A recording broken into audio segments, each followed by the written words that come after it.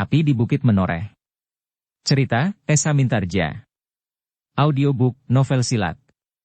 Bab 113. Pandan Wangi tidak bertanya lagi. Ia pun kini memandangi pasukan yang menjadi semakin jauh. Bahkan kadang-kadang seolah-olah hilang ditelan oleh rumput-rumput liar dan batang-batang ilalang yang menjadi semakin tinggi. Namun masih juga terbayang di angan-angan gadis itu, dua orang anak-anak muda yang seakan-akan dibayangi oleh kabut rahasia yang tidak tertembus oleh penglihatannya. Pandan Wangi itu tersadar ketika ia mendengar ayahnya berkata, "Marilah kita beristirahat sambil menunggu apa yang akan terjadi malam ini." Oh, Pandan Wangi tergagap. "Mari, ayah. Kita tidak akan kembali ke pondok kita. Kita akan tinggal di pusat pimpinan pasukan Menoreh bersama dengan Wurahasta, Samekta, dan Karti. Setiap saat kita pasti akan diperlukan." Pandan Wangi menganggukkan kepalanya. Kemudian diiringi oleh para pemimpin pasukan pengawal, Ki Argapati pun pergi ke rumah yang dipergunakan sebagai pusat pimpinan pasukan. Disitulah Samekta, Wurahasta dan kadang-kadang Karti selalu membicarakan dan merencanakan segala sesuatu. Kini jumlah mereka pun bertambah lagi dengan dua orang dari Pajang, Hanggapati dan Dipasanga. Meskipun mereka duduk dalam satu tingkatan, di atas sehelai tikar pandan, namun hampir tidak seorang pun dari mereka yang berbicara. Mereka sedang sibuk dengan angan-angan masing-masing. Bayangan-bayangan dan gambaran tentang apa saja yang akan terjadi di atas tanah perdikan ini. Sementara itu, Ki Tambakwedi pun sedang sibuk mengatur barisannya. Ia tidak ingin menunda lagi sampai besok dan apalagi lusa. Ia sudah berketetapan hati, seperti tekad yang menyala di dalam dada Sidanti, Argajaya, dan para pemimpin yang lain. Malam ini pertahanan Argapati harus dipecah. Benteng Pringori itu harus menjadi karang abang. Dan pasukan pengawal Menoreh harus dihancur-rumatkan supaya mereka tidak membuat persoalan-persoalan baru di hari-hari mendatang. Tidak seorang pun akan mendapat perlakuan khusus, teriak Ki Tambakwedi. Sidanti dan Argajaya mengangkat senjata masing-masing sambil menyambut ucapan-ucapan itu. Semua harus dimusnahkan. Namun ketika setiap mulut meneriakan semangat yang serupa, Sidanti menundukkan wajahnya. Terbayang di dalam angan-angannya, seorang gadis kecil yang berlari-lari sambil menangis. Kemudian memeluknya dan membasahi dadanya dengan air mata. "Kakang, kakang, anak itu nakal, kakang," tangis gadis kecil itu. Setiap kali ia menjadi marah. Dan setiap kali ia berkata, "Ayo, jangan hanya berani dengan anak perempuan.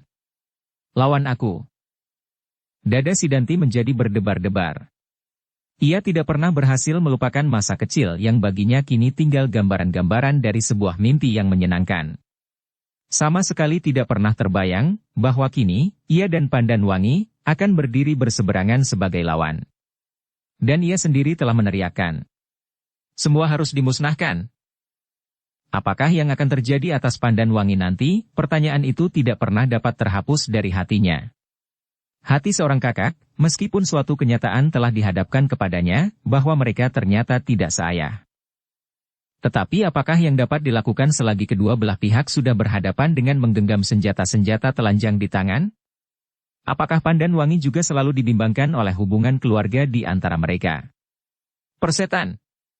Sidanti mencoba untuk memperteguh hatinya apabila ia nanti berangkat ke peperangan. "Kalau aku dapat menghindar, aku akan menghindar. Aku akan mencari korban-korban lain. Terserahlah kepada keadaan, apakah Pandan Wangi dapat menyelamatkan dirinya atau tidak. Tetapi kalau aku harus berhadapan..." Sidanti menarik nafas dalam-dalam. Sidanti terkejut ketika ia mendengar Argajaya bertanya dengan ragu-ragu, "Apakah yang kau renungkan?" Sidanti menggelengkan kepalanya. "Tidak. Aku tidak sedang merenungkan apa-apa." Namun ternyata Ki Tambakwedi pun melihat keraguan-raguan yang mewarnai wajah Sidanti.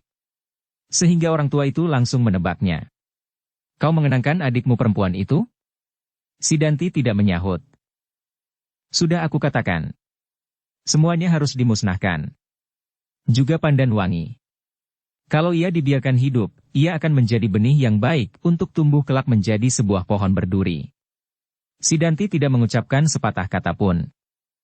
"Bagimu, Sidanti, adik perempuanmu itu akan menjadi tawur, menjadi rabuk yang akan membuat tanahmu ini menjadi tanah yang subur seperti yang kau harapkan. Sidanti masih tetap berdiam diri. Bahkan terbayang di rongga matanya perlakuan orang-orang liar yang ada di dalam pasukannya.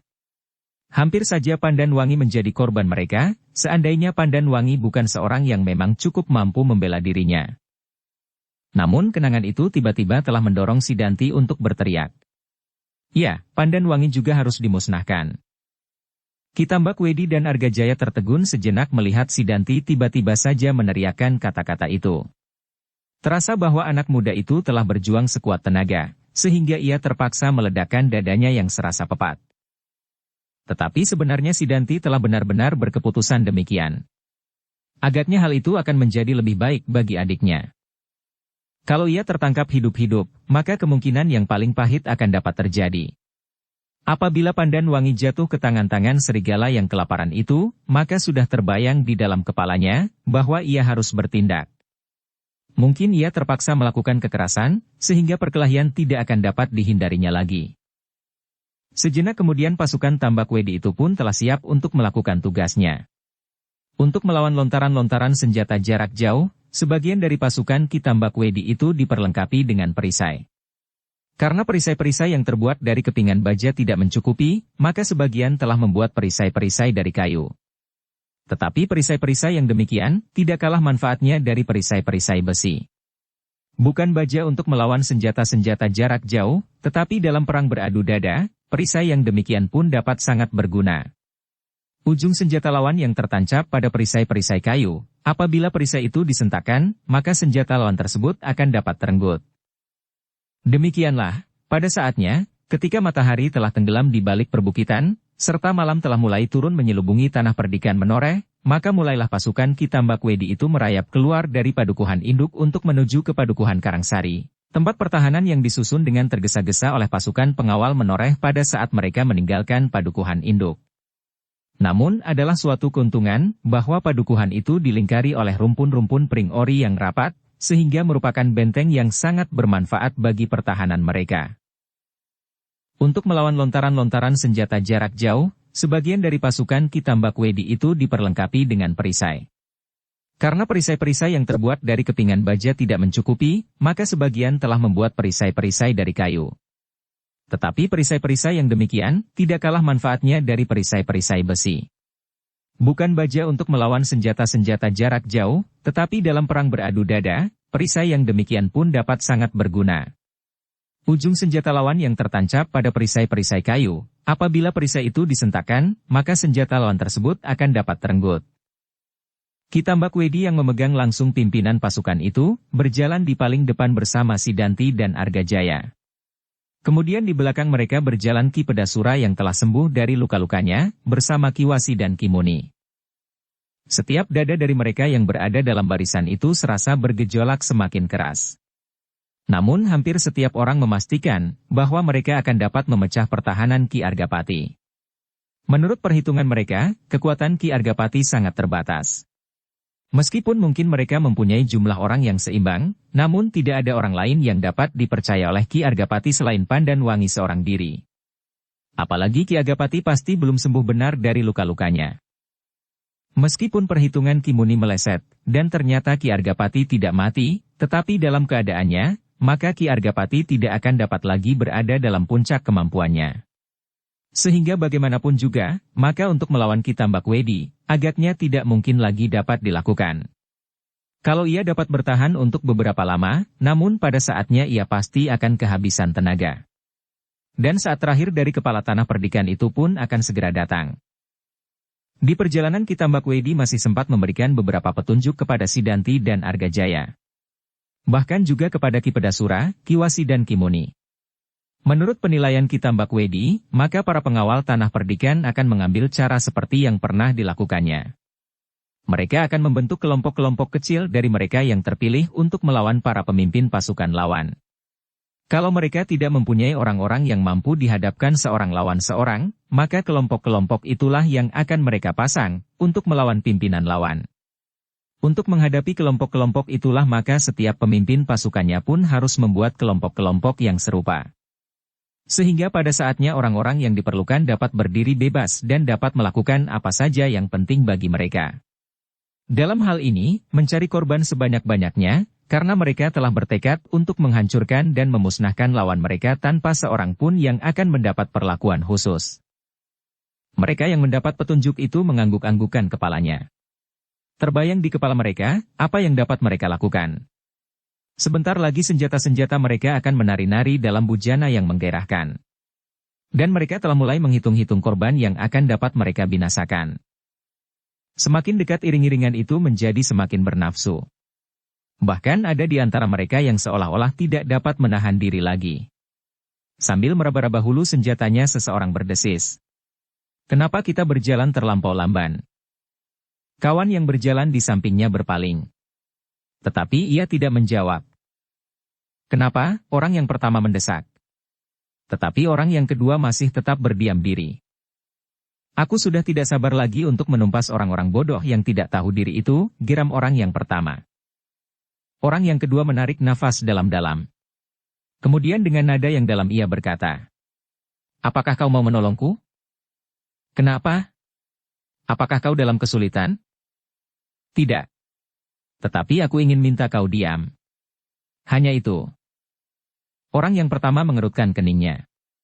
Wajahnya menjadi merah sesaat. Namun kemudian ia bergeramang tidak menentu. Keduanya kemudian diam. Tetapi sebenarnya lah bahwa orang yang kedua sedang dirisaukan oleh keadaan yang bakal dihadapinya. Seperti Sidanti, ia mempunyai seorang saudara, bahkan seayah dan seibu yang berada di dalam lingkungan pasukan pengawal tanah perdikan yang setia kepada Argapati. Kakang memang orang bodoh, ia berdesis di dalam hatinya. Ia tidak mau mendengar nasihatku. Sekarang ia menghadapi kehancuran. Orang itu menggigit bibirnya. Sepeninggal ayah, aku seolah-olah telah menjadi bebannya. Ia mengurus aku lebih dari ayah semasa hidupnya. Sekarang aku akan berdiri berhadapan. Orang itu menundukkan kepalanya. Tetapi bukan hanya orang itu saja. Bukan hanya Sidanti, Argajaya yang akan berhadapan dengan kakak kandungnya sendiri, tetapi banyak di antara mereka yang akan mengalami keadaan serupa. Namun sebanyak-banyak jumlah orang, ada di antara yang justru menjadi bangga. Dengan menepuk dada ia berkata, "Aku akan menghunjamkan pedangku ini di dada ayahku sendiri karena ayah telah mengkhianati cita-cita rakyat tanah perdikan menoreh. Sidanti sendiri telah berperang melawan ayahnya. Kenapa aku tidak sanggup?" Kemudian ia tertawa sambil memilin janggutnya. Kalau sekilas hati nuraninya tersentuh oleh bayangan ibunya, keluarganya, saudara-saudaranya, maka ia berusaha untuk menindasnya dengan kejam. Ternyata dirinya sendirilah yang pertama-pertama mengalami perlakuan yang paling kejam daripadanya. Ditumpasnya setiap percikan perasaan yang kembang dari hati nurani itu. Tanpa belas kasihan. Semakin lama maka iring-iringan itu menjadi semakin dekat dan semakin dekat. Iring-iringan yang dinafasi oleh kebencian. Kalau setiap orang menunduk dengan haru di dalam iring-iringan pengantar mayat ke kubur, maka setiap orang di dalam iring-iringan ini justru menengadahkan wajah-wajah mereka sambil menggeretakkan gigi, mencari mayat-mayat yang akan mereka bawa ke kubur. Berbeda dengan hari-hari yang lewat, pasukan Kitambak Wedi kali ini justru tidak membawa sebuah obor pun. Mereka berjalan di dalam gelapnya malam, menyusur jalan yang berdebu menuju ke pertahanan pasukan Argapati. Sementara itu para pengawal di pusat pertahanan pasukan Argapati pun telah siap menyambut kedatangan lawan mereka. Apalagi ketika mereka melihat di kejauhan beberapa pucuk panah api melontar ke udara. Ternyata para petugas sandi yang telah ditempatkan dan bersembunyi di beberapa tempat telah melihat kedatangan pasukan Kitambak Wedi. Pertahanan Argapati pun menjadi sibuk. Samekta telah mengatur setiap kelompok pasukan di tempat yang sebaik-baiknya. Mereka harus dapat menanggapi keadaan yang bagaimanapun juga. Argapati sendiri masih duduk bersama putrinya. Ia masih memberi beberapa petunjuk kepada gadis itu. Dalam tingkat ilmunya, sebenarnya Pandanwangi sudah berada pada tataran tertinggi. Namun, ia masih memerlukan pengalaman dan penghayatan yang cukup, agar ilmunya dapat dicernakannya di dalam dirinya, kemudian mengalir seperti air dari sumbernya. "Seperti yang telah kita setujui bersama, Pandanwangi," berkata ayahnya. "Kali ini kau harus membantu aku menghadapi Kitambak Wedi. Sebenarnya aku sendiri sudah bersiap untuk melawannya meskipun lukaku belum sembuh benar. Tetapi keadaanku telah cukup baik. Obat yang diberikannya kepadaku itu benar-benar bekerja di luar dugaan. Namun keadaanku masih meragukan. Beberapa orang menasehatkan agar aku tidak menghadapinya sendiri. Maka kaulah yang aku pilih untuk bertempur bersamaku. Pandan Wangi tidak menyahut. Tetapi kepalanya tertunduk dalam-dalam. Ilmumu adalah ilmu yang kau terima daripadaku. Kau akan melihat pancaran ilmu itu dan mudah-mudahan kau segera dapat menyesuaikan dirimu. Namun hati-hatilah. Yang kita lawan bersama-sama adalah Ki Tambakwedi. Iblis yang tiada taranya di dunia ini. Pandan Wangi menganggukkan kepalanya. Baiklah. Persiapkan dirimu lahir dan batin. Agaknya kita akan segera mulai. Dalam pada itu, Samekta pun telah melaporkan bahwa para petugas telah melihat kedatangan pasukan Ki Tambakwedi. Tanda-tanda telah mereka berikan. Apakah kau yakin bahwa mereka akan benar-benar menyerang, atau hanya sekedar menakut-nakuti seperti biasanya? Bertanya Ki Argapati. Samekta menggelengkan kepalanya. Kami di sini belum tahu, Ki Gede. Tetapi kami sudah siap menghadapi segala kemungkinan. Baiklah. Kau harus memberikan laporan setiap ada perkembangan baru. Ya, Ki Gede. Urahasta selalu berada di atas pelagrangan di samping Regol. Karti. Ia berada di antara para pengawal Regol itu. Sepasukan kecil di tempat pengungsian kali ini dipimpin oleh orang lain. Tempatkan diri masing-masing dalam keadaan yang baik, di tempat-tempat seperti yang telah kita bicarakan. Baik, Ki Gede. Sepeninggal Samekta, Ki Gede pun segera membenahi pakaiannya. Sebuah bayangan yang telah melintas di kepalanya. Hari depan tanah ini. Tanpa sesadarnya Ki Gede berdesah. Kenapa tanah perdikan yang dibinanya ini harus mengalami benturan di antara kadang sendiri, sehingga mengguncang seluruh tata kehidupan yang ada di dalamnya? Aku tidak dapat selalu menyalahkan orang lain, berkata Ki Gede itu di dalam hatinya. Kalau aku mampu mengikat setiap hati dari rakyat Menoreh, betapapun mereka dibujuk dan dihasut, mereka tidak akan berpihak kepada orang lain. Tetapi ternyata bahwa sebagian dari rakyat Menoreh tidak dapat bertahan di tempatnya. Mereka telah berpaling kepada janji-janji yang diberikan oleh orang lain. Dan itu pertanda bahwa perbawa dan pengaruhku sebagai pengikat tanah ini masih jauh daripada sempurna. Sekilas Pandan Wangi menatap wajah ayahnya yang suram, ia tahu bahwa ayahnya sedang diliputi oleh kabut penyesalan. Karena itu, Pandan Wangi tidak mengganggunya. Bahkan ia sendiri dengan bersusah payah, sedang berusaha mengatasi gejolak di dalam dadanya. Apakah pada suatu saat aku akan berhadapan dengan Kakang Sidanti? Atau dengan Paman Argajaya? Pandan Wangi menarik nafas dalam-dalam. Tetapi menurut ketentuan yang telah disetujui bersama, ia tidak akan berhadapan dengan keduanya. Ia harus mendampingi ayahnya melawan Ki Tambakwedi. Dada Pandan Wangi menjadi berdebar-debar. Ia mengerti benar, siapakah Ki Tambakwedi. Dan sebentar lagi ia harus bertempur melawannya, meskipun di samping ayahnya. Sekali-kali dipandanginya kedua orang yang duduk diam sambil menimang cambuk. Yang seorang kadang-kadang tersenyum-senyum sendiri, sedang yang lain mengangguk-anggukkan kepalanya. Agaknya mereka sedang merenungi jenis senjata yang berada di tangan mereka. Apakah Ki Hanggapati dan Ki Dipasanga dapat memenuhi harapan kita bersama? Pertanyaan itu selalu mengganggu perasaan Pandan Wangi. Tetapi keduanya adalah prajurit-prajurit Pajang. Mudah-mudahan mereka dapat menempatkan dirinya. Tetapi lawan yang dihadapinya kali ini adalah orang-orang yang tangguh. Dalam pada itu, di Pategalan tidak terlampau jauh dari padukuhan itu, sepasukan pengawal tanah perdikan Menoreh yang lain sedang menunggu pula perkembangan keadaan. Mereka pun telah melihat tanda yang melontar di udara. Dan mereka pun hampir menjadi yakin bahwa malam ini mereka harus bertempur mati-matian. Di antara mereka, Gembala Tua dan kedua anak-anaknya duduk sambil berbicara tentang berbagai kemungkinan bersama para pemimpin kelompok pasukan Menoreh. Namun mereka menjadi tercengang-cengang ketika Gembala Tua itu mengambil sesuatu dari kantongnya kemudian melekatkannya di bawah hidungnya. Heh! Apakah itu, Kiai? Bertanya seseorang. Apakah kumis Kiai sendiri tidak dapat tumbuh? Gembala itu tersenyum. Jawabnya. Aku mengharap dengan kumis setebal ini, aku menjadi lebih garang, sehingga apabila aku bertemu dengan lawanku nanti, sebelum aku mulai bertempur mereka telah lari terbirit-birit. Betapa dada mereka dicengkam oleh ketegangan, namun beberapa di antara mereka sempat juga tertawa berkepanjangan. Salah seorang dari mereka berkata, "Begitu mudahnya, Kiai? Bagaimana kalau kita semua memakai kumis palsu sebesar itu? Apakah musuh kita nanti akan segera menarik diri sebelum bertempur?" Kawan-kawannya serentak tertawa pula. Gembala tua itu pun tertawa.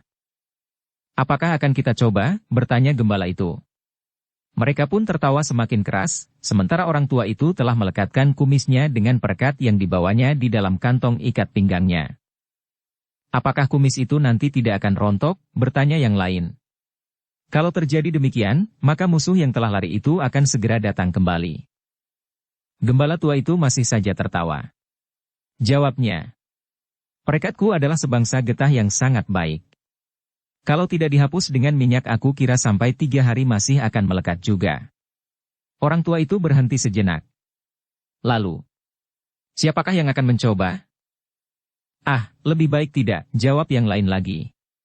"Kalau kawan-kawanku tidak mengenal aku lagi, maka jangan angan leherku akan dicekiknya sendiri." Gembala tua itu tertawa. Kemudian diberikannya sepasang jambang kepada Gupala. "Kau pakai jambang ini. Wajahmu terlampau kekanak-kanakan. Dengan jambang ini, kau bertambah dewasa dan mempunyai kesan seorang pengawal." Gupala tidak menyahut. Diterimanya saja sepasang jambang itu. Kemudian dilekatkannya di kedua pipinya. "Kau mirip seorang pemimpin perompak," desis Gupita. Gupala mengerutkan keningnya. Tetapi kemudian ia pun tertawa. Katanya, "Apakah yang harus dipakai oleh Kakang Gupita, supaya wajahnya tidak sesayu itu?" "Janggut. Kau pakai janggut bercabang ini. Kesannya akan sangat menakutkan?" Gupita mengangguk-angguk. Meskipun ia tidak begitu senang, tetapi dipakainya juga janggut itu. Ia mengerti benar maksud gurunya. Kenapa mereka harus memakai bermacam-macam samaran itu? Dalam hiruk-pikuk pertempuran, maka samaran yang sepintas sudah akan mengaburkan bentuknya yang sebenarnya. Orang-orang yang melihat mereka bertiga itu pun tidak dapat menahan tertawa mereka. Bahkan salah seorang berkata, "Apakah kalian tidak yakin kepada kemampuan kalian sendiri, sehingga kalian memerlukan segala macam permainan itu? Kenapa kalian tidak memakai topeng raksasa atau topeng jin sama sekali?" Ketiganya tersenyum. Tetapi mereka tidak menyahut. Mereka asyik membetulkan letak samaran di wajah-wajah mereka. "Nah," berkata gembala tua itu, "sekarang aku adalah seorang yang pasti akan menggetarkan lawan-lawanku." Lalu kepada kedua anak-anaknya ia berkata, "Kalian pun kini menjadi semakin meyakinkan untuk turun di medan peperangan." Gupala dan Gupita tersenyum, betapa kecut senyumnya. Mereka harus menyesuaikan dari dengan sifat gurunya, sehingga karena itu, maka mereka pun tidak dapat berbuat lain daripada mengotori wajah-wajah mereka dengan sebangsa ijuk yang lembut itu, dan membiarkan orang yang melihatnya tertawa berkepanjangan. Namun suara tertawa mereka itu pun segera terputus ketika pengawas yang ada di luar pategalan berkata lantang, "Heh, lihat. Panah api 3 kali berturut-turut. Pengawas terakhir di depan pertahanan kita telah melihat pasukan lawan. Agaknya pasukan Kitambak Wedi sudah dekat." Gembala tua itu segera berdiri dan berjalan keluar pategalan. Tetapi ia sudah tidak melihat panah api 3 kali berturut-turut itu. Kali ini agaknya Kitambak Wedi mempergunakan gelar yang lain dari yang dipakainya sehari-hari, gumam gembala tua itu. Kali ini mereka sama sekali tidak membawa obor. Gupita dan Gupala yang berdiri di sampingnya mengangguk-anggungkan kepala mereka. Ya, hampir bersamaan keduanya menyahut. "Kalau begitu kita harus segera bersiap. Mungkin kita harus segera berbuat sesuatu." Pemimpin pasukan kecil itu pun segera mempersiapkan diri mereka. Agaknya pasukan Kitambak Wedi telah menjadi semakin dekat. Setiap saat akan dilihatnya tanda-tanda dari padukuhan itu, bahwa mereka harus mulai bergerak. Gupala dan Gupita pun telah mempersiapkan diri mereka. Tetapi kali ini mereka tidak bersenjata cambuk, meskipun cambuknya tidak lepas dari lambungnya. Namun di peperangan nanti mereka harus bersenjata pedang. Sudah agak lama aku tidak berpedang lagi, desis Gupala sambil menimang-nimang pedangnya. Apalagi pedang ini terlampau kecil. Tiap saat akan dilihatnya tanda-tanda dari padukuhan itu, bahwa mereka harus mulai bergerak. Tidak, bukan pedang itu yang terlampau kecil.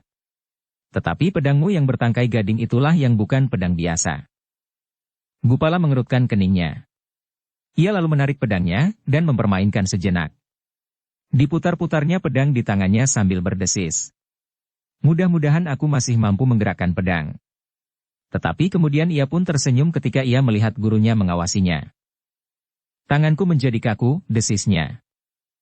Hanya sebentar. Nanti akan segera biasa kembali setelah kau menggerakkannya beberapa lama, jawab gurunya. Asal saat yang sebentar itu bukan berarti kesempatan bagi lawan untuk membelah dada ini, desis Gupala. Gurunya mengerutkan keningnya. Jawabnya. Tanpa senjata pun kau harus siap maju ke medan perang. Gupala menarik nafas dalam-dalam. Tetapi ia tidak menyahut lagi. Dilontarkannya pandangan matanya ke dalam gelapnya malam. Sambil menyarungkan pedangnya ia berdesis. Di sana nanti akan meloncat panah-panah api yang akan memberikan tanda-tanda kepada kita. Gurunya pun kemudian memandang ke dalam kegelapan itu pula. Namun sejenak kemudian ia melangkah masuk lagi ke dalam pategalan. Aku akan menunggu sambil duduk. Waktu yang kita nantikan tidak terbatas. Mungkin sampai tengah malam Kitambak Wedi baru mulai bergerak, bahkan mungkin tidak sama sekali. Gupita dan Gupala pun mengikutinya pula. Sejenak Gupita masih menggerakkan pedangnya, namun sejenak kemudian pedang itu disarungkannya pula. Tanda yang terakhir itu ternyata telah dilihat pula oleh Urahasta di atas pelanggerangan di samping regol darurat. Karena itu, maka setiap orang di dalam lingkungan pertahanannya harus segera mempersiapkan dirinya. Semua peralatan telah diperiksa, dan semua dada telah menjadi berdebar-debar.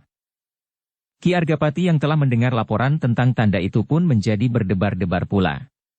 Sekali-sekali dipandanginya wajah putrinya yang menunduk, kemudian wajah-wajah pemimpin-pemimpin pasukannya. Akhirnya, ditatapnya kedua wajah orang-orang baru yang tenang dan meyakinkan. Hanggapati dan Dipasanga. Meskipun kemampuan orang-orang itu masih belum dapat dipercaya sepenuhnya, namun kehadirannya telah memperingan tugasnya. Dan ia berterima kasih kepada Sutawijaya yang bergelar Mas Ngabehi Loring Pasar, yang telah mengirimnya kemari. Samekta pun kemudian telah berada di depan regol pula. Dipandanginya kegelapan malam yang terhampar di hadapannya. Tetapi ia tidak melihat sesuatu. Ternyata Kitambak Wedi benar-benar ingin merayap mendekati pertahanan itu tanpa diketahui oleh lawan-lawannya.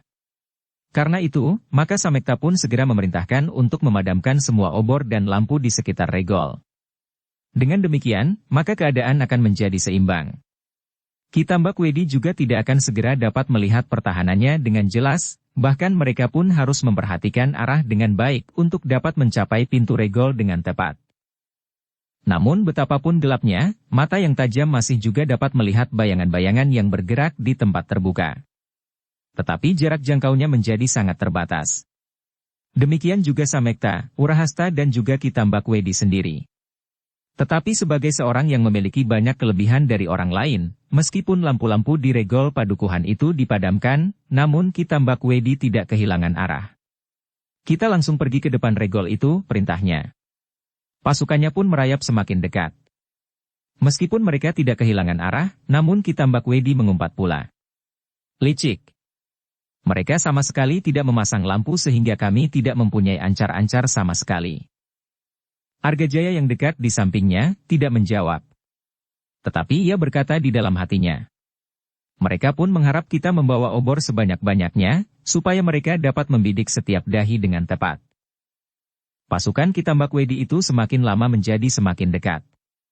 Namun betapapun juga mereka merayap dengan hati-hati, tetapi akhirnya batang ilalang yang bergerak-gerak itu dapat juga dilihat oleh Urahasta dan Samekta. Samekta terkejut ketika tiba-tiba saja pasukan Tambak Wedi itu telah berada beberapa puluh langkah daripadanya. Karena itu, maka dengan tergesa-gesa ia segera masuk ke dalam regol dan menutupnya kuat-kuat. Sejenak kemudian telah tersebar kepada setiap pemimpin kelompok pasukan pengawal tanah perdikan menoreh bahwa musuh telah berada di depan hidung mereka. Karena itu, maka semua orang telah bersiap di tempatnya masing-masing dengan kelengkapan masing-masing pula. Awasi mereka Wrahasta, berkata Samekta kepada Wrahasta yang masih berada di tempatnya. Aku akan menemui Ki Gede. Baik, jawab Wrahasta. Aku akan memberitahukan apabila ada perkembangan yang cepat. Samekta kemudian pergi sendiri menemui Ki Gede Menoreh dan melaporkan apa yang dilihatnya. Meskipun tidak begitu jelas, tetapi agaknya Ki Tambak Wedi telah benar-benar mengerahkan segala kekuatan yang ada padanya. Pasukan segelar sepapan kini telah berada di hadapan Regol Induk. Ki Argapati mengangguk-anggukan kepalanya. Kini benar akan terjadi benturan di antara mereka.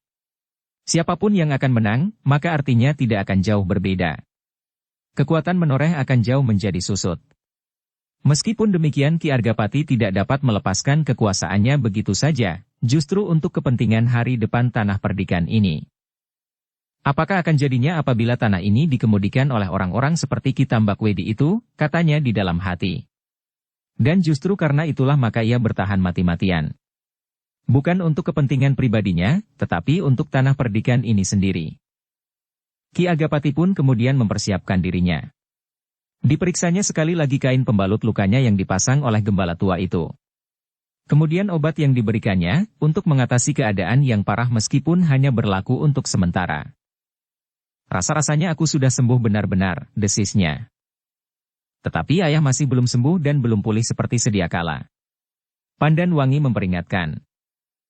Karena itulah aku masih mempergunakan pembalut ini, dan aku masih selalu membawa obat yang diberikan orang tua itu. Tetapi aku merasa bahwa aku sudah siap mengatasi segala keadaan. Kemudian kepada Samekta ia berkata, marilah, aku akan melihat pasukan Tambak Wedi. Ki Argapati pun kemudian mempersilahkan Ki Hanggapati dan Ki Dipasanga, bersama mereka ke Regol Padukuhan itu untuk menyongsong lawan yang sebentar lagi akan datang. Hanggapati dan Dipasanga pun kemudian mengikutinya. Namun di halaman Hanggapati berbisik. Aneh-aneh saja orang tua yang menyebut dirinya gembala itu. Kenapa aku harus bertempur dengan senjata semacam ini? Aku tidak biasa mempergunakan senjata lentur, meskipun aku diwajibkan dapat mempergunakan segala macam senjata. Dipasanga tersenyum. Sambil menimang cambuknya ia berkata, apabila terpaksa, apa boleh buat? Cambuk ini akan aku letakkan, dan aku akan bertempur dengan pedangku ini. Hanggapati pun tersenyum pula. Ya, itu adalah cara yang paling baik. Bukankah maksud gembala tua itu hanya sekedar menarik perhatian, bahwa ternyata yang memegang cambuk kali ini orang lain? Karena gembala tua itu sendiri justru bersenjata bentuk lain. Dipasanga mengangguk-anggukan kepalanya. Orang tua itu memang orang yang aneh. Seperti kata Angger Sutawijaya, ia senang mempergunakan 1000 nama dan 1000 keadaan. Hanggapati mengangguk-anggukan kepalanya. Tetapi ia tidak berbicara lagi. Mereka kini telah berada beberapa langkah dari Regol Induk. Ternyata pasukan pengawal Menoreh telah benar-benar siap menghadapi setiap kemungkinan. Mereka bukan saja menyediakan segala macam senjata, tetapi mereka juga menyediakan air dan pasir. Tidak mustahil bahwa orang-orang Ki Tambak Wedi akan mempergunakan panah-panah api untuk berusaha membakar pertahanan pasukan pengawal. Namun pasukan pengawal Menoreh itu pun telah menyediakan panah-panah api pula yang akan mereka sebarkan ke barisan lawan, apabila mereka telah sampai pada batas yang telah ditentukan. Ternyata di hadapan Regol, pasukan Menoreh telah menebarkan jerami-jerami kering dan bumbung-bumbung minyak yang akan segera tumpah apabila disentuh kaki. Ki Argapati yang kemudian berdiri di depan Regol itu memandangi bayangan barisan lawan di dalam gelap malam. Ia tidak dapat menduga berapa besar pasukan lawan itu. Tetapi agaknya pasukan Ki Tambak Wedi itu pun berhenti beberapa puluh langkah di depan Regol. Beberapa lama mereka mengatur gelar yang akan dipergunakan dan menempatkan orang-orang terpenting pada tempat yang telah ditentukan. Kita tidak akan dapat menahan mereka di luar Regol, desis Ki Argapati kepada orang-orang yang ada di sekitarnya. Samekta, Wrahasta, Karti, Hanggapati, Dipasanga, Pandan Wangi, dan beberapa pemimpin kelompok terdekat. Mereka akan merupakan banjir bandang yang tidak tertahankan. Karena itu jangan berbuat bodoh dengan usaha yang sia-sia itu. Tetapi kalian harus berusaha, mengurangi jumlah lawan sebanyak-banyak dapat kalian lakukan pada saat mereka mendesak masuk. Kita akan bertempur di dalam Regol apabila mereka sudah memecahkan pertahanan kita. Karena itu, kita harus mempersiapkan arena itu. sehingga kita mendapat keuntungan karenanya. Dalam perang campuh, kita harus masih mendapat kesempatan mempergunakan senjata-senjata lontar. Itulah sebabnya, maka kita harus memanfaatkan pagar-pagar batu. Mereka tidak akan memperhitungkan sampai sejauh itu. Ragu. Apakah yang kau renungkan? Samekta dan para pemimpin yang lain mengangguk-anggukkan kepala mereka. Persiapan itu memang telah dilakukannya. Peringatan Ki Gede ini telah memantapkan cara itu untuk melawan serangan yang kurang diketahui betapa besarnya. Begitu mereka mulai bergerak, sambung Ki Argapati. Berikan tanda-tanda kepada pasukan yang berada di luar regol. Mereka akan menyerang pasukan lawan dari belakang. Mudah-mudahan pengaruhnya cukup baik bagi kita. Ki Argapati berhenti sejenak, lalu. Kalian tidak boleh salah menempatkan diri. Kalian telah mempunyai lawan masing-masing, sehingga kalian harus menemukannya. Kalau tidak rencana kita tidak akan berjalan dengan baik. Orang-orang terpenting di pihak lawan akan menimbulkan terlampau banyak korban. Para pemimpin pengawal itu mengangguk-anggukkan kepala mereka. Hanggapati dan Dipasanga sejenak saling berpandangan. Mereka belum mengenal seorang demi seorang, apalagi lawan, sedang kawan sendiri pun masih belum dikenalnya dengan baik. Beri kami petunjuk, berkata Hanggapati. Supaya kami tidak keliru memilih lawan. Iya, jawab Ki Argapati. Urahasta akan bersama Ki Hanggapati dan Karti akan berada bersama Ki Dipasanga. Mereka akan membawa kalian berdua kepada lawan-lawan kalian untuk bertempur bersama-sama. Ki Hanggapati dan Ki Dipasanga masih belum dapat menimbang betapa jauh kemampuan lawan, karena sebelumnya belum pernah mengenalnya. Hanggapati dan Dipasanga mengangguk-anggukkan kepalanya. Berkata Dipasanga. Yang penting bagi kami bukanlah untuk mengenal kemampuan. Hampir setiap prajurit di peperangan tidak mengenal kemampuan lawan-lawannya sebelumnya. Yang penting bagi kami, karena lawan-lawan kami telah ditentukan sebelumnya adalah orang-orangnya. Siapakah dan yang manakah yang bernama Ki Tambakwedi, Sidanti, Argajaya, Pedasura, dan yang lain lagi? Iya, iya. Ki Argapati mengangguk-anggukkan kepalanya. Aku dapat mengerti. Mudah-mudahan dalam hiruk-pikuk pertempuran, rencana yang telah kita susun itu dapat kita lakukan dengan baik. Hanggapati dan Dipasanga mengangguk-anggukkan kepala mereka. Mereka menyadari bahwa lawan-lawan mereka adalah orang-orang yang memiliki kemampuan tidak kalah dari para perwira pajang. Karena itu, maka pertempuran kali ini tidak akan dapat dianggapnya sebuah perkelahian antara mereka yang sedang berebut air sawah, meskipun hakikatnya tidak jauh berbeda. Tetapi keduanya adalah pengawal yang telah dipercaya oleh Ki Gede Pemanahan untuk mengawani putra satu-satunya, menyelami pedalaman alas Mentaok. Keduanya adalah perwira-perwira yang dapat dibanggakan. Keduanya tidak jauh berbeda kemampuan dari Sutawijaya sendiri. Dan kini mereka berdua mendapat tugas untuk mendekatkan hubungan antara Mentaok, yang masih harus membangun hari depannya dengan Menoreh, yang kini sedang dibakar oleh api perpecahan. Aku harus dapat menunaikan tugas ini dengan baik, berkata Hanggapati di dalam hatinya. Kalau aku gagal, maka pendekatan hubungan antara Angger Sutawijaya dan Ki Argapati ini pun akan gagal pula. Tetapi kalau aku berhasil bersama Ki Dipasanga, maka setidak-tidaknya, Ki Argapati akan mengingat-ingatnya di dalam hatinya. Apabila Angger Sutawijaya kelak berhasil membuka Mentaok, Menoreh pasti tidak akan mengganggunya. Sedang Dipasanga pun berpendirian serupa itu pula, sehingga meskipun kini mereka sedang berada di antara lingkungan yang baru saja dikenalnya, namun mereka merasa bahwa tugas mereka harus mereka lakukan sebaik-baiknya untuk kepentingan Sutawijaya. Demikianlah, maka para pemimpin Menoreh itu pun telah siap untuk menyambut lawan mereka. Wajah-wajah mereka segera menjadi tegang, ketika bayangan di atas sawah yang kering di hadapan regol itu mulai bergerak-gerak, seperti seleret pagar yang hitam yang maju perlahan-lahan di antara batang-batang ilalang yang tumbuh liar. Mereka telah mulai bergerak, desis Samekta. Ya, mereka telah mulai.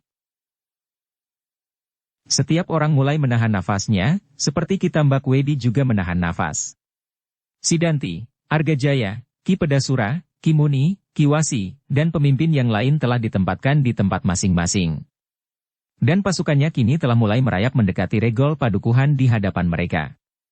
Ki Tambakwedi menyadari bahwa di sekitar regol itu telah siap segala macam ujung senjata yang akan menyambutnya. Namun tidak ada pilihan lain daripada bertempur. Tidak ada pilihan lain daripada menumpas mereka, yang akan dapat menjadi benih persoalan di masa depan. Ki Tambak Wedi sama sekali tidak menghiraukan lagi, apakah dengan demikian ia telah menyisihkan rasa peri kemanusiaan. Sejenak kemudian, setiap tangan telah menggenggam senjata yang telanjang. Beberapa orang di setiap kelompok diperlengkapi dengan senjata-senjata jarak jauh. Panah, bandul dan bahkan tulup-tulup berduri. Di samping mereka yang berperisai, pelontar senjata-senjata jarak jauh itu harus berusaha mengurangi tekanan senjata-senjata yang dilontarkan oleh lawan. Maka setelah Ki Tambak Wedi merasa saatnya telah tiba, pasukannya itu pun dibawanya maju semakin dekat. Jarak yang semakin dekat itu telah membuat kedua belah pihak menjadi semakin berdebar-debar. Setiap orang mulai menilai diri. Dan setiap orang mulai bertanya-tanya, siapakah lawan yang akan dibinasakannya?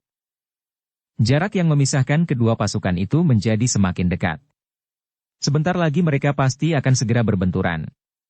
Dalam benturan yang dahsyat itu, mereka sudah tidak akan ingat lagi bahwa mereka pernah hidup dalam satu lingkungan keluarga besar yang bersama-sama membina tanah perdikan ini. Yang pernah bersama-sama membuat sawah-sawah dan pategalan menjadi hijau. Menebas hutan untuk membuka tanah-tanah baru. Menggali parit dan membuat jalan-jalan. Kini mereka telah terbelah dengan senjata di tangan masing-masing. Sedang dada mereka telah terbakar oleh kebencian dan nafsu-nafsu yang lain, yang tidak terkendali lagi. Dan kini mereka telah siap untuk saling membunuh. Ya, saling membunuh. Tanpa belas kasihan, tanpa berperi kemanusiaan. Apalagi perintah Ki Tambak Wedi. Semua harus dimusnahkan. Mereka akan menjadi rabuk bagi kesuburan dan kemakmuran tanah ini di hari kemudian. Ki Argapati menunggu pasukan lawan menjadi semakin dekat. Ia tidak akan menerima lawannya dekat di depan regol. Tetapi ia akan mundur beberapa puluh langkah. Ia memerlukan suatu arena yang luas untuk melawan pasukan Ki Tambak Wedi yang tidak akan dapat tertahan di mulut regol, karena Ki Argapati telah dapat membayangkan betapa dahsyatnya banjir bandang yang akan melanda padukuhan dan pertahanannya kali ini. Namun menurut perhitungannya, korban mereka pun tidak akan terhitung lagi. Demikianlah, maka pasukan Ki Tambak Wedi itu pun telah menjadi semakin dekat. Samekta yang telah berjanji untuk memberitahukan kepada Gembala Tua dan sebagian pasukannya yang berada di pategalan di sebelah padukuhan, itu pun segera memerintahkan untuk melepaskan 3 buah anak panah api ke udara, seperti yang telah dijanjikan. Tetapi panah api itu bukan sekedar pemberitahuan kepada pasukan menoreh yang ada di luar padukuhan, tetapi juga merupakan perintah bagi setiap orang dari pasukan pengawal tanah perdikan ini untuk berada di tempatnya, dan bagi mereka yang berkewajiban untuk menyerang pasukan Tambak Wedi dengan senjata-senjata pelontar, untuk segera mulai memasang anak-anak panah, dan lembing-lembing yang akan segera mereka lepaskan apabila perintah berikutnya telah diberikannya. Sejenak kemudian, maka meluncurlah 3 buah panah api berturut-turut ke udara. Ki Tambak Wedi dan orang-orangnya yang melihat panah api itu mengerutkan kening mereka. Mereka sadar bahwa tanda itu pasti merupakan suatu perintah. Tetapi mereka tidak tahu arti dari perintah itu.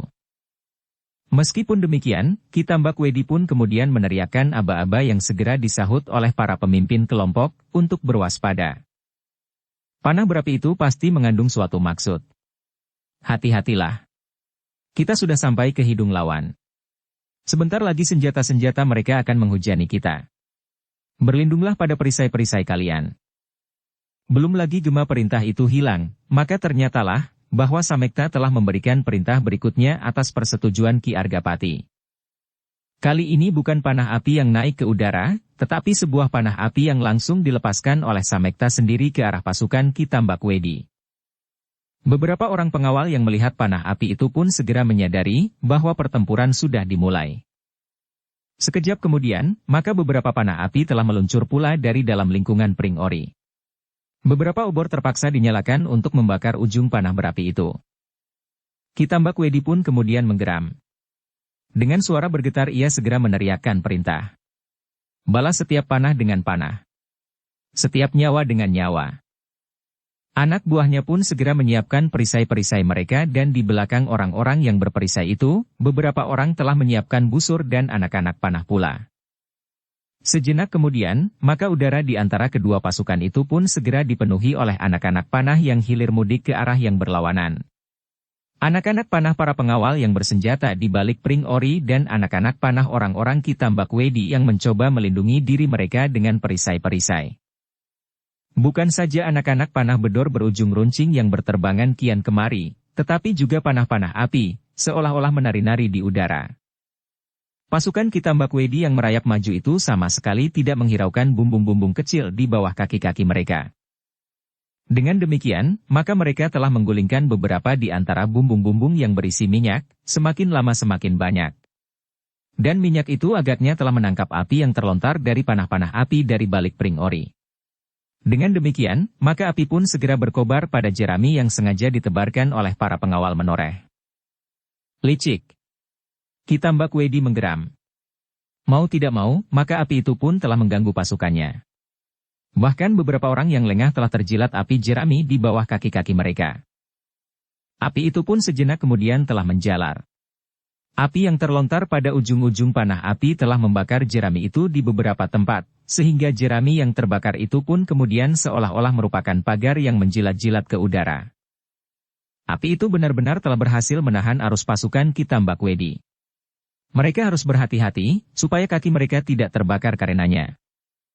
Dalam kesempatan yang demikian itulah, pasukan pelontar lembing dan busur-busur di dalam pagar Pring Ori itu melepaskan lembing dan anak-anak panah. Seperti hujan senjata-senjata itu menyambar pasukan Kitambak Wedi yang sedang terhambat maju. Sekali lagi Kitambak Wedi mengumpat. Sidanti yang menjadi kian marah berteriak nyaring. Jangan takut. Mereka menjadi licik karena mereka ketakutan melihat arus pasukan kita yang datang seperti banjir bandang. Pecahlah regol itu, kita jadikan padukuhan itu menjadi karang abang. Pasukan Kitambak Wedi pun kemudian bersorak gemuruh. Tetapi mereka masih belum dapat maju, karena api yang membakar jerami di depan regol itu masih menyala-nyala, sementara anak-anak panah menyambar-nyambar di atas kepala mereka. Satu dua dari mereka ternyata menjadi lengah. Selagi mereka meloncat-loncat menghindari api di bawah kaki mereka, maka sementara itu dada mereka telah disambar oleh sebuah anak panah. Korban telah mulai berjatuhan. Justru karena itulah, maka kemarahan Kitambak Wedi, Sidanti, Argajaya, dan para pemimpin yang lain menjadi semakin memuncak. Namun api jerami itu pun tidak dapat bertahan terlampau lama. Sejenak kemudian, api itu telah mulai surut.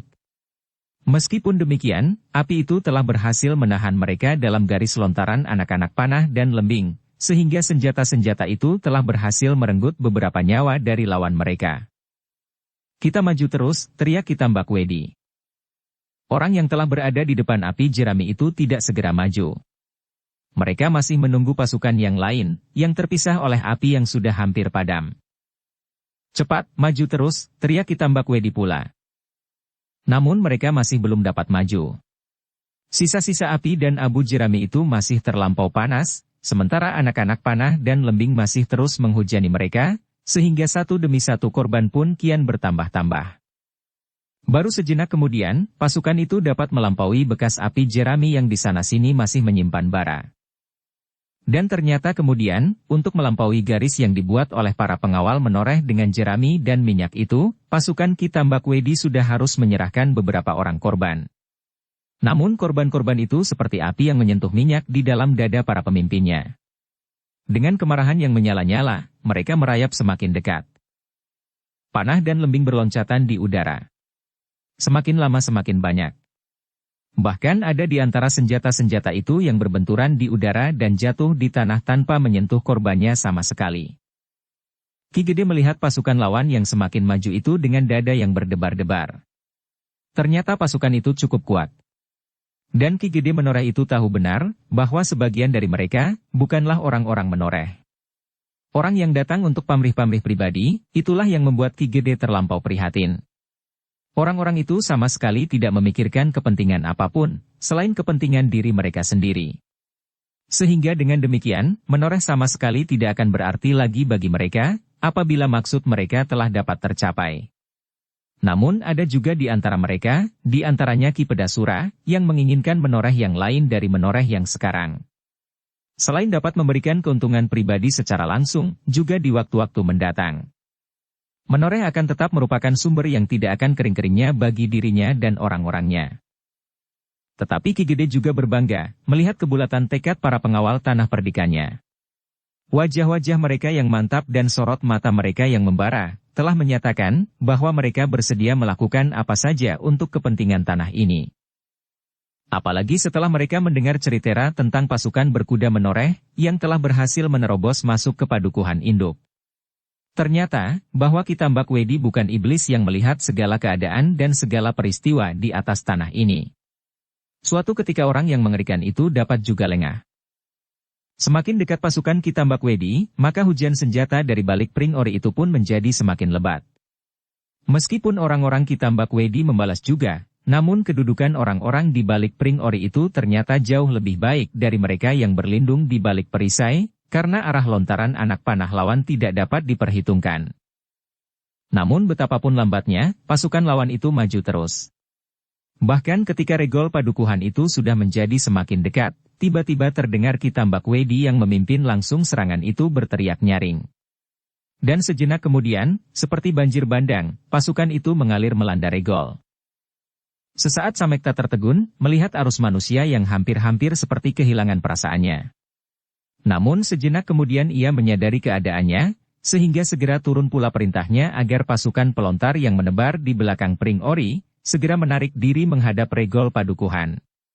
Menempatkan dirinya di balik pagar-pagar batu di sepanjang jalan. Mereka harus menyongsong pasukan Ki Tambak Wedi, yang pasti akan memecahkan regol.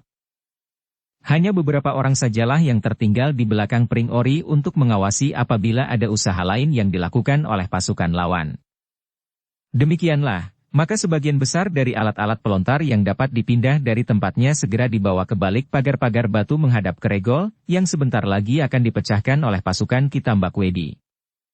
Kurangi jumlah lawan sebanyak-banyaknya dapat kalian lakukan, perintah Samekta. Sebagian langsung menyerang pasukan yang baru masuk itu dari depan, sedang yang lain harus memukulnya dari samping, apabila sebagian dari mereka justru telah masuk. Setiap pemimpin kelompok pasukan pelontar senjata jarak jauh itu mengangguk-anggukan kepala mereka. Mereka tahu benar apa yang harus mereka lakukan. Dalam keadaan yang tidak teratasi, kalian harus mundur dan bergabung dengan pasukan yang lain. Sekali lagi mereka mengangguk. Tanpa sadar, mereka telah meraba hulu pedang di lambung mereka. Nah, lakukanlah.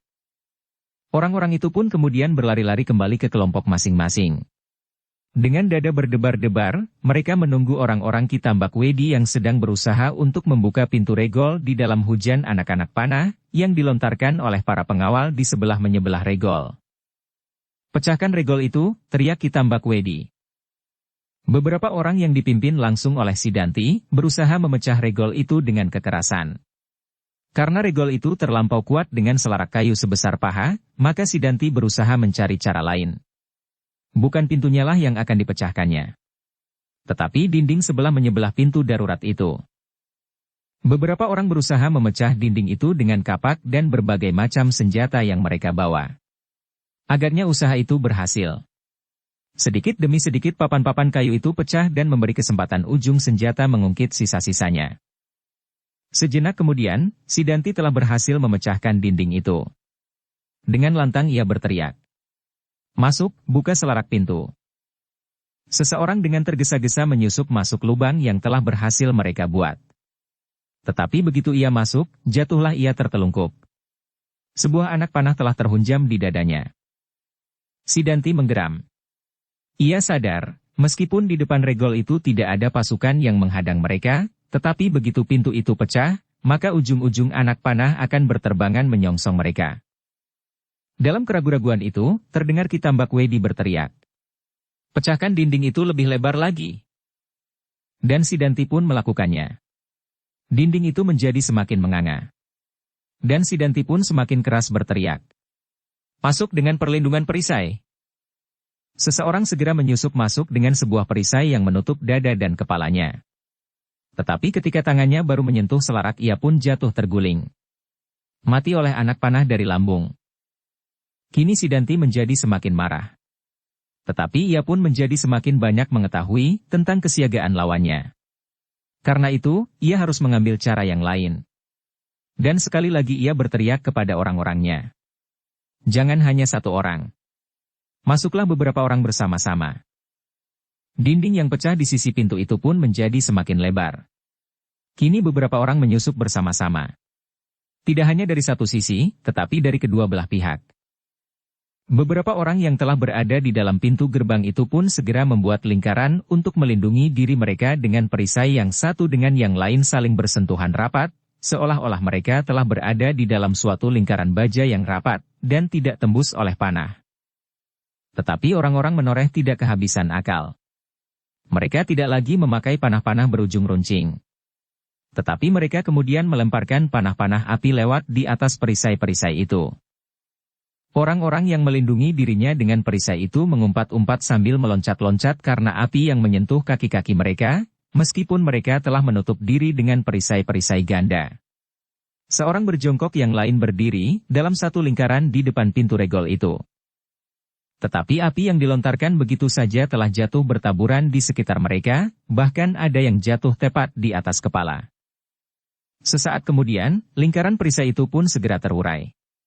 Tetapi pada saat yang bersamaan, seseorang telah berhasil mengangkat selarak pintu regol yang besar itu pada satu sisinya. Setan, geram Samekta yang berdiri di atas dinding batu. Tangannya segera terentang. Dan sejenak kemudian sebuah anak panah meluncur menyusup pagar perisai yang telah pecah, langsung menghunjam ke punggung orang yang sedang berusaha mengangkat selarak pintu itu. Terdengar ia terpekik.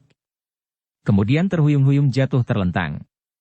Sekali lagi ia mengeluh tertahan, ketika palang pintu yang besar itu jatuh menimpa kepalanya.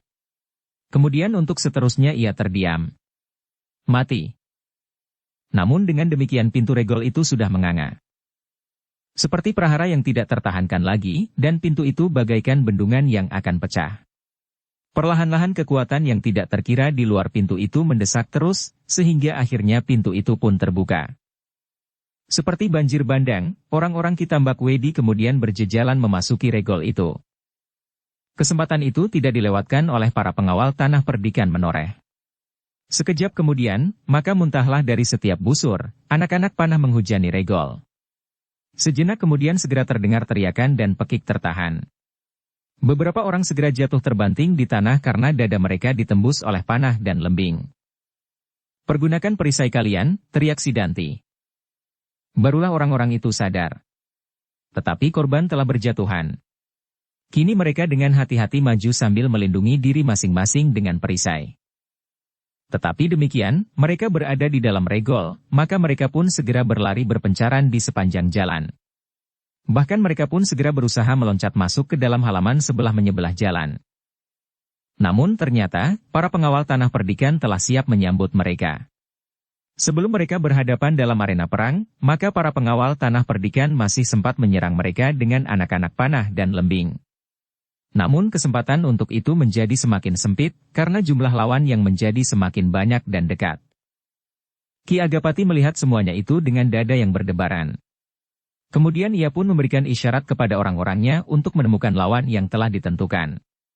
Ia sendiri masih berdiri tegak di tempatnya, di antara pengawal-pengawalnya yang paling terpercaya. Di sampingnya berdiri putri satu-satunya, Pandan Wangi, yang telah menggenggam sepasang pedangnya. Mereka akan segera datang Wangi, desis ayahnya. Pandan Wangi menganggukkan kepalanya. Ketika ia berpaling, dilihatnya tombak pendek ayahnya telah merunduk. Pasukan lawan itu pun semakin lama semakin maju perlahan-lahan. Mereka kini telah menebar, memencar ke segala arah. Namun untuk sampai di garis itu, mereka sudah harus menyerahkan terlampau banyak korban, seperti yang telah diduga oleh Ki Argapati.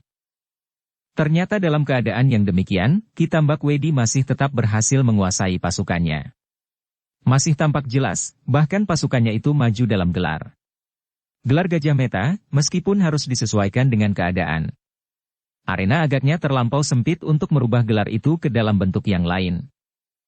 Ki Argapati memang sudah menduga. Satu-satunya gelar yang paling menguntungkan bagi Kitambak Wedi. Mereka masih berada di dalam lingkungan yang sempit, karena mereka belum berhasil menebarkan pasukan mereka. Apalagi karena mereka berhadapan dengan gelar yang ternyata telah dipasang oleh Samekta, Sapit Urang. Sementara itu, Urahasta telah berdiri di samping Hanggapati.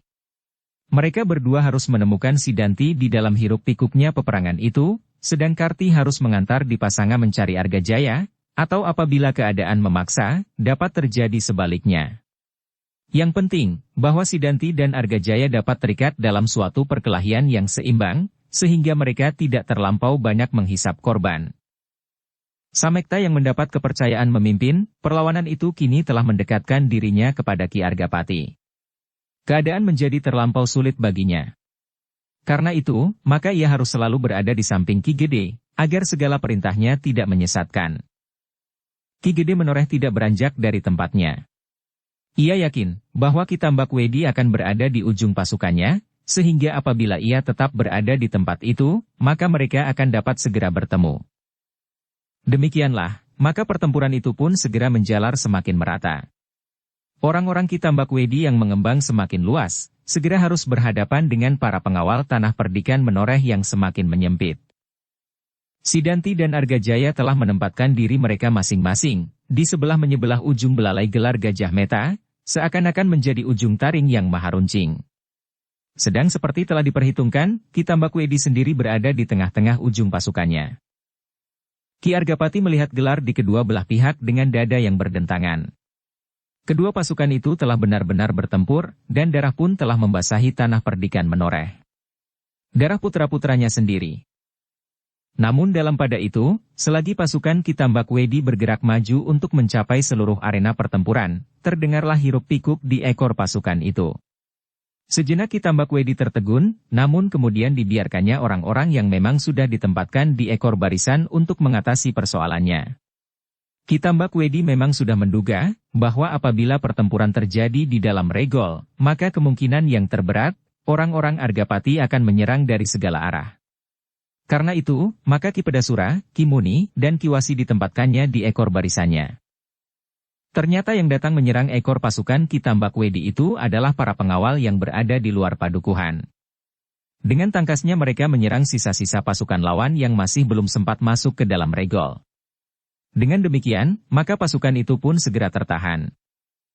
Namun Ki Pedasura yang telah sembuh dari lukanya, segera menempatkan diri di dalam pasukannya. Sejenak kemudian, ia berhasil membawa seluruh pasukannya masuk ke dalam regol sambil bertempur menghadap keluar. Ki Pedasura, Ki Muni, dan Ki Wasi berusaha menyumbat pintu regol dengan ujung senjata bersama pasukannya, untuk mencegah para pengawal itu masuk. Tetapi ternyata usaha Ki Pedasura itu tidak berhasil.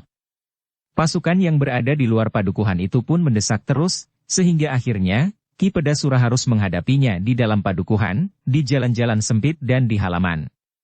Sementara ujung pasukannya telah maju lebih jauh lagi.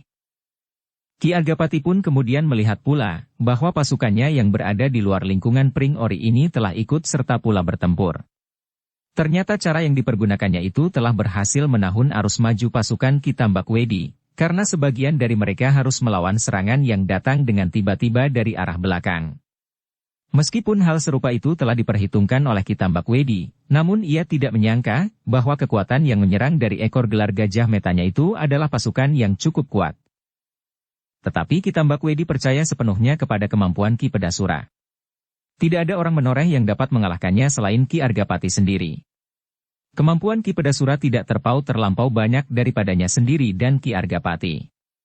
Karena itu, ia bersama-sama Ki Muni dan Ki Wasi, orang-orang terkuat di atas tanah perdikan ini, akan segera dapat menyapu lawan-lawannya, betapapun kuatnya.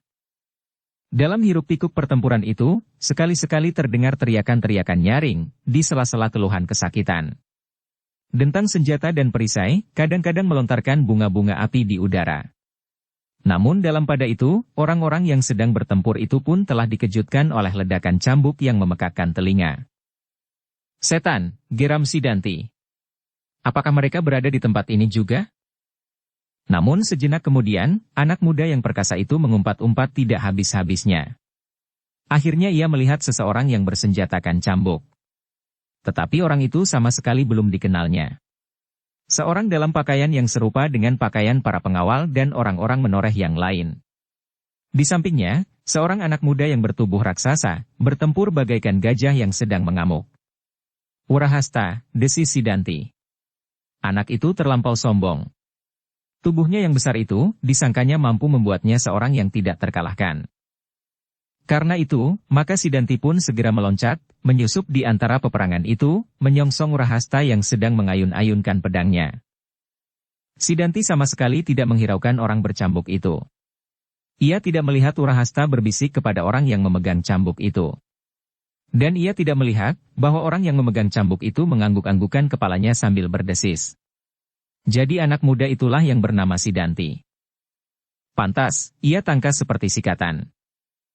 Akulah yang akan menyelesaikannya, desis Urahasta. Aku mendapat tugas untuk itu. Aku adalah anak menoreh. Aku ingin mencobanya. Itu, menyongsong Urahasta yang sedang mengayun-ayunkan pedangnya. Hanggapati sama sekali belum dapat memperbandingkan kekuatan Urahasta dengan kekuatan Sidanti, bahkan dengan kemampuannya sendiri. Tetapi agaknya Urahasta sudah tidak dapat dicegah lagi.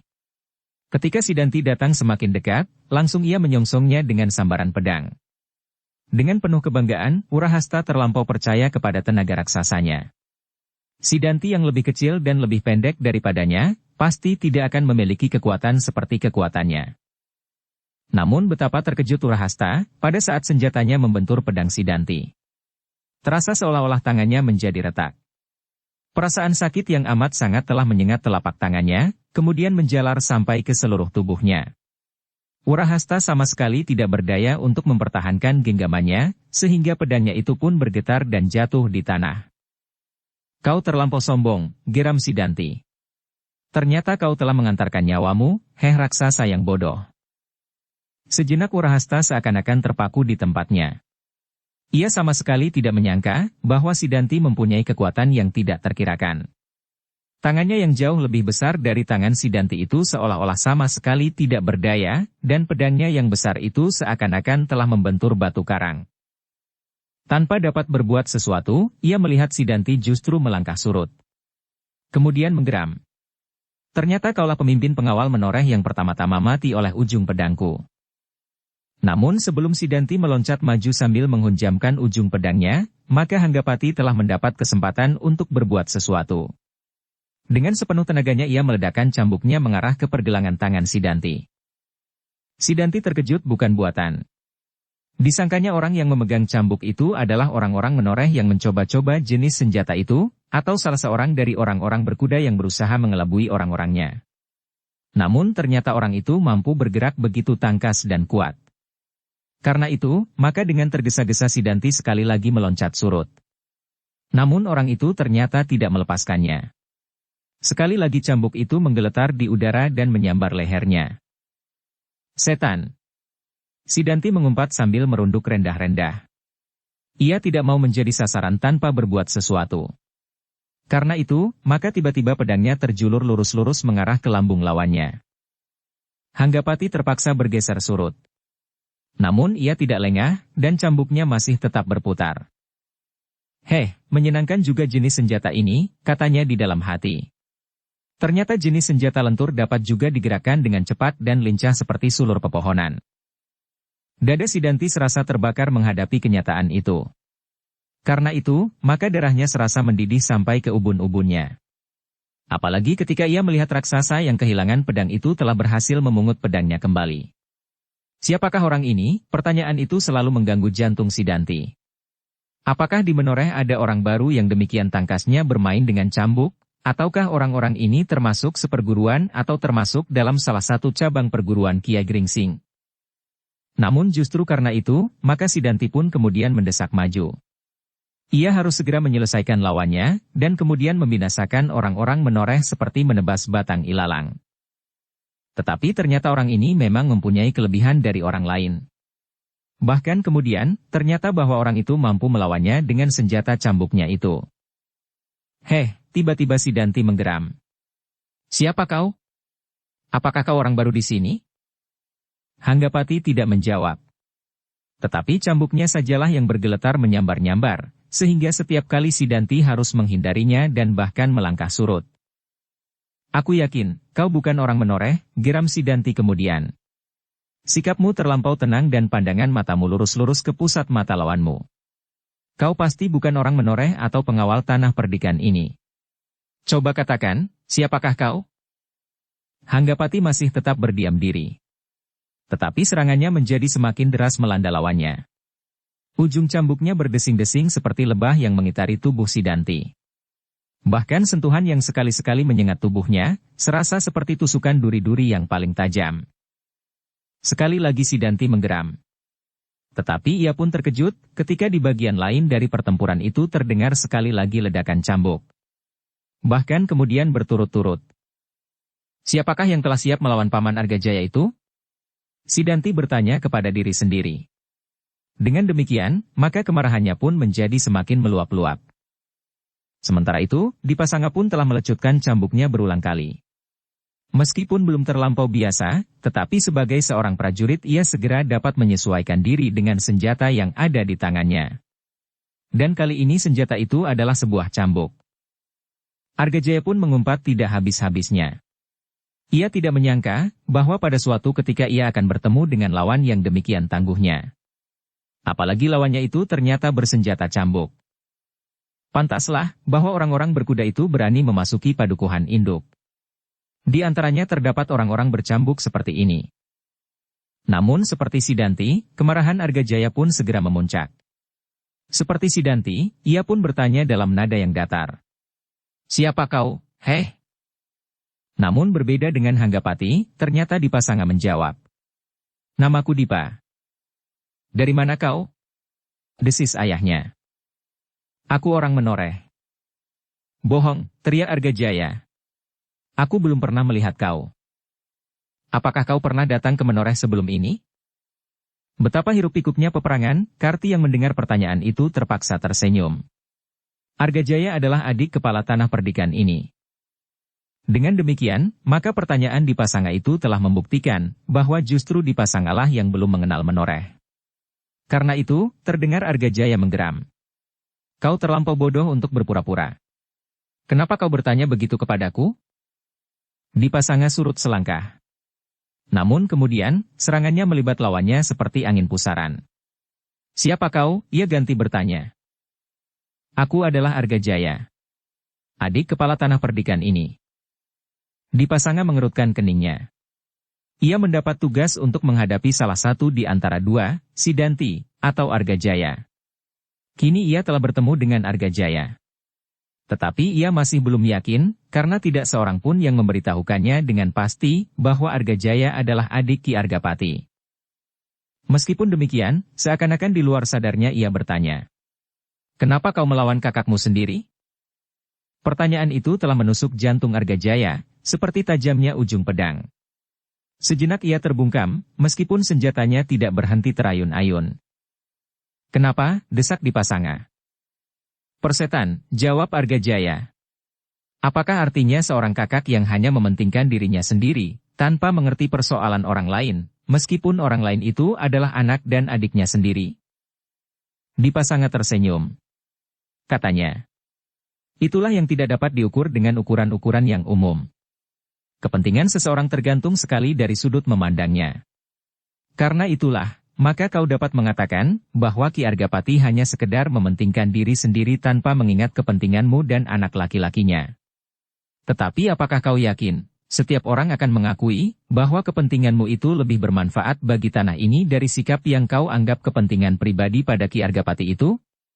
Apakah bukan karena kepentingan pribadimu yang tidak dipikirkannya justru untuk kepentingan yang lebih besar? Kau merasa bahwa Ki Argapati telah mementingkan dirinya sendiri. Persetan, kau tahu apa? Siapakah kau sebenarnya? Berapa kau diupah oleh Kakang Argapati untuk ikut di dalam pertempuran ini? Oh, jawab Dipasanga. Ada beberapa perbedaan antara aku dan orang-orangmu, termasuk orang yang disebut-sebut bernama Pedasura. Aku mempunyai kepentingan yang khusus, kenapa aku bersedia bertempur di pihak Ki Argapati. Mungkin dapat juga disebut pamrih-pamrih pribadi, meskipun tidak sejelas Ki Pedasura. Tetapi aku ternyata telah melibatkan diri dalam pertempuran ini. Bersambung ke bab 114.